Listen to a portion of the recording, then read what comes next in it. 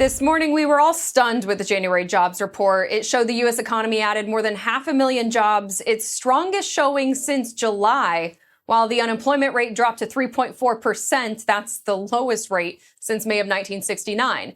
It's surprisingly good, but also has us scratching our heads a little bit as we hear of widespread layoffs in the tech sector, slowing growth, and higher interest rates.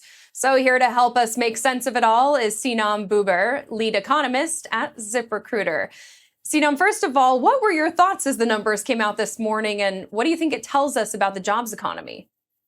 Well, it's telling us, as you said, the jobs number was really stunning. More than 500,000 jobs, when we were expecting it to grow around 180 to 200,000 new jobs, more than twice the pace we expected. And it reversed the trend that we had seen at the end of 2022. We had seen the jobs numbers slowing down since the summer of 2022, when we started seeing the first impact of the high interest rates. So today's number took everyone by surprise, but it's really good news because it tells us that the labor market is stronger than we thought, and the Federal Reserve still has some room to increase the interest rates further if that is what it takes to keep the prices under control. Yeah, so the Fed just hiked its interest rate by 25 basis points this week. It was the first normal size rate hike since March. Does this mean the Fed should go heavier on the pedal? Should they have hiked it by 50 basis points instead? Well, I don't think they will increase the pace at this point because one of the great things that the Federal Reserve has done so far is managing the expectations about the interest rate hikes really well. So I think they will follow another 25 basis point in March and probably one more in May as well. But today's number tells us that if the inflation is not going to slow down at the pace that they want it to, then they are ready to go more rate hikes in the second half of 2023. That is definitely not something the market wanted to see. We keep hearing about predictions of an impending recession. Do you think that this January jobs report rebuffs that? Yes, absolutely. It defied all the expectations of a potential recession. Today's number and the overall revised picture of 2022 tells us that the labor market is really strong and it's ready to absorb more interest rate hikes if that's what it takes to put the inflation number down. So we're one step closer to a soft landing than a potential recession. What we heard from the Federal Reserve initially at the beginning of 2022 when they started increasing the rate hikes was it comes with a little bit pain, especially on the labor market side. They told us that we might expect the unemployment rate to go up to around 4.6%, but that's not what we're seeing so far. The unemployment rate is as low as it has been since 1969.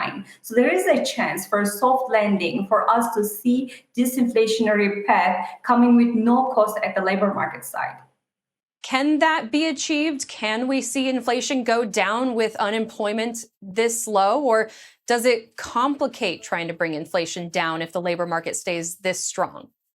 Well, I think one of the complications we are seeing on the labor market side is not the unemployment rate going down, but also labor supply not going up. So labor force participation rate has ticked up a little bit in January, but partially reflecting the annual revisions we have seen on the census data. Right now it's at 62.4%, and that's what is concerning right now. It's much lower than what we had before the pandemic. That number tells us the share of population in the workforce. And if we're not going to see more people coming back into the workforce in 2023, this is what will complicate the things for the Federal Reserve. That means the labor shortages will remain strong in 2023. That's what is going to drive wages up further. Sinem, I want to ask you about something, and bear with me through these statistics, but we have been seeing a lot of employment contradictions happening after the fact. Last month, the Philadelphia Fed said they thought that the BLS overestimated job growth by more than 1 million jobs in the second quarter of 2022. And then we had the BLS's own business employment dynamics report that came out showing a net loss of 287,000 jobs in the private sector in Q2. But now BLS revisions have come out saying Q2 was revised down by just 59,000 jobs, kind of rejecting those two views of the employment situation. What's with these conflicting pictures of the labor market? So there are 3 different survey reports coming from the BLS telling us about the employment picture. The one that we need to take is the current establishment survey. This is the number we had seen this morning. Now, the number that you just cited, 287,000 jobs lost in the second quarter of 2022, is coming from the Business Employment Dynamics report. That report coverage and estimation technique is completely different than the current establishment survey. It's looking at the state unemployment insurance data and administrative data. It's not a survey data. The main purpose of that report is to tell us about the business cycles. So how are simply the birth and the death rate of establishments. So it's telling us how the business cycle is doing. A fair comparison would be to compare that number with the GDP number, which is another proxy for the business cycles. And it's aligned with the contraction that we had seen in the second quarter of 2022. So comparing the BED employment estimate with the CES employment estimate we had seen this morning wouldn't be apples to apples. It wouldn't be a fair comparison. When we're talking about the employment gains, especially at the industry level, we take the current establishment survey more seriously than the other reports. So overall, when we look at it, the picture is that in 2022, the labor market was stronger than we thought. Initially, last month, with the first print of the numbers, it was 4.5 million jobs added.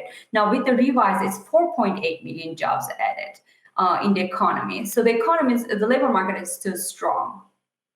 What are you predicting for the job economy as we go into 2023 and throughout? Well, we will see the impact of the high interest rates slowly. It generally comes with a lag, up to 10 to 12 months of lag. So what we started in March, increasing rates, will start showing the impacts in a couple of months. So by end of the first quarter of 2023, we're going to see those numbers cooling off much more significantly than the trend that we had seen so far.